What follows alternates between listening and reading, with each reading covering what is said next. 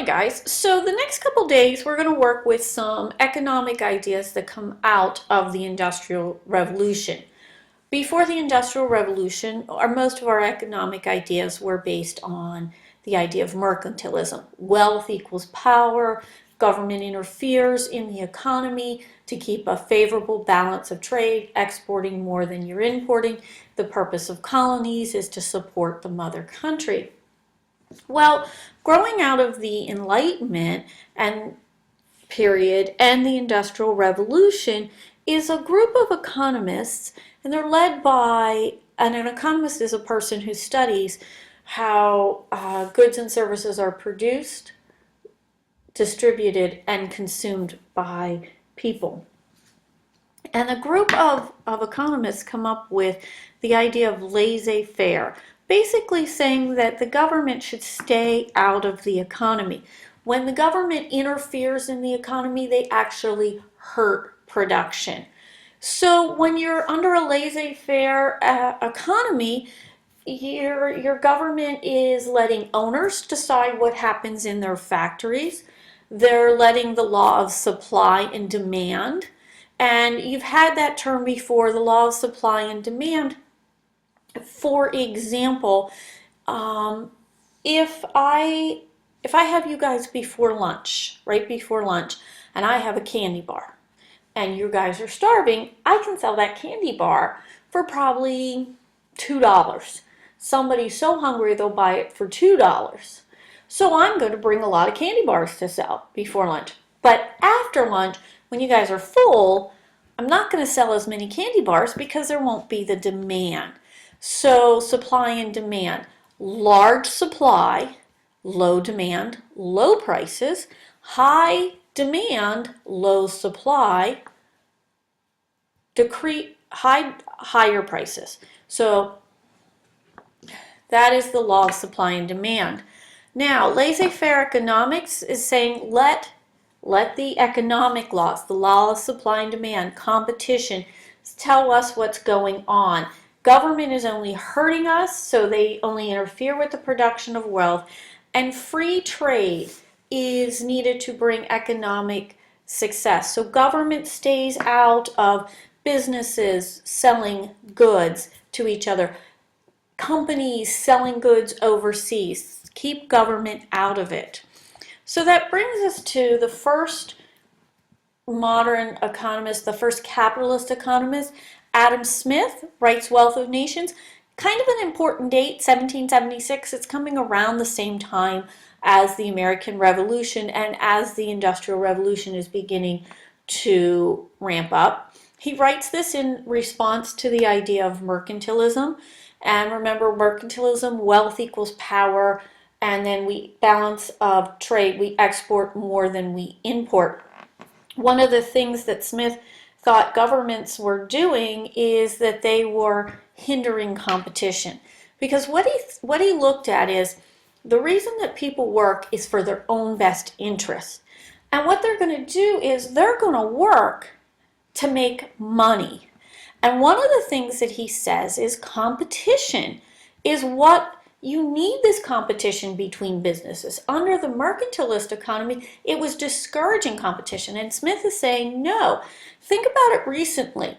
If you look at the difference in size between the iPhone 5 and the iPhone 6, it's quite larger. Well, why does Apple make a larger phone? Because people are buying Samsung, which are the larger phones. It forces Apple to make a better phone, what people want.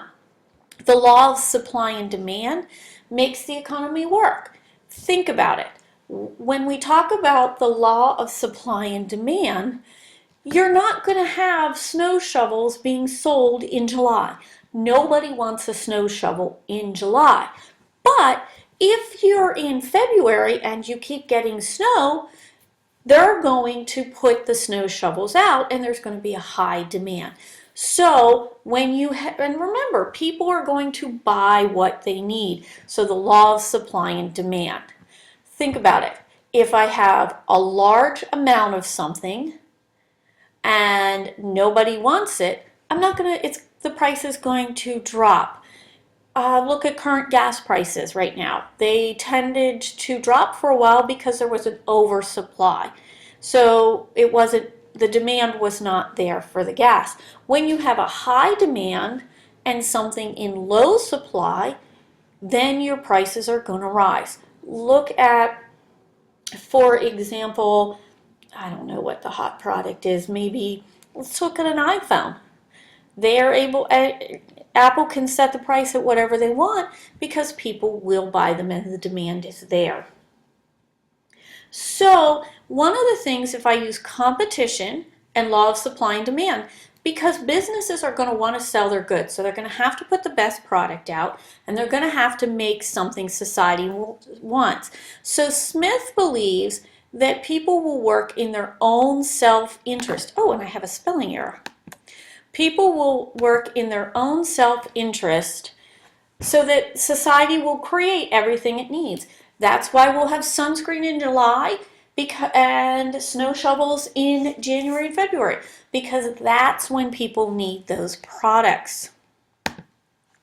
Now, we take that, oh, and then going back, don't forget, he is also going to be one of those, when the government gets involved in it, then you have a problem, because the government limits competition. The government setting prices does not give people incentive to make what we need. This is a common theme even through today, and this is a battle between how much government, how much freedom businesses should have in the United States versus how much regulation, because as we've seen, owners did abuse their workers during this period.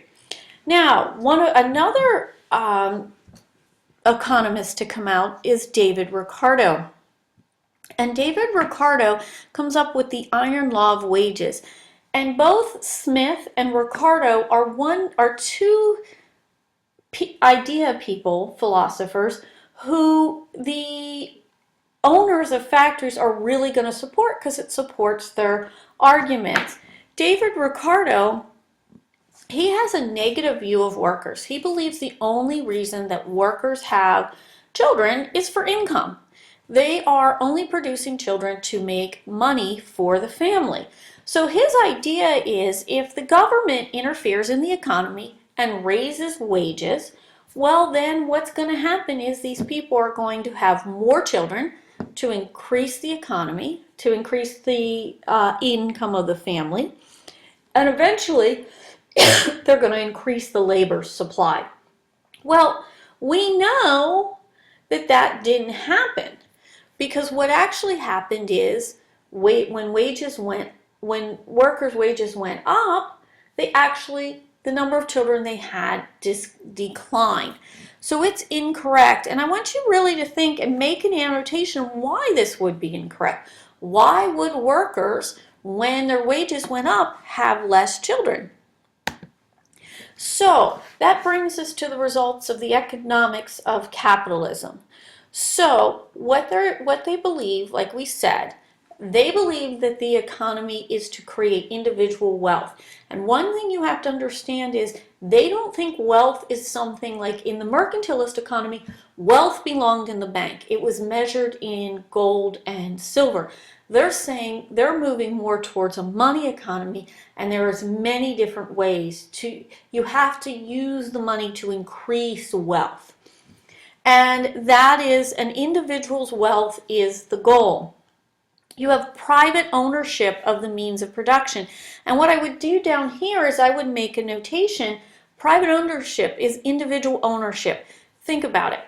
If I have Joe Schmo's Pizza Parlor in this country, Joe Schmo is the owner. Stocks. If I have stock in Apple, I own part of Apple. It's private ownership. The government doesn't own Joe Schmo's people. The government doesn't own Apple. That's private ownership. So private ownership and the means of production, remember, is that vocabulary word, everything you need to produce the good. It's and you may want to put these down. What do I need to produce a good? I need factories. I need capital. I need land. I need resources. All of those. And the ownership of those should be private according to the economics of capitalism. The law of supply and demand, will be determined what's produced. Remember, if there's no demand, people aren't going to produce them anymore. Go try and find typewriters. We don't need typewriters. They're not produced anymore. Also, keeping the government out. Anytime you have government interfering in the economy, it hurts the economy. And remember, this is still a battle we have today. When you look at the Adam Smith reading, it will help you see why the working class is totally against these two gentlemen's ideas. So with that, we will finish.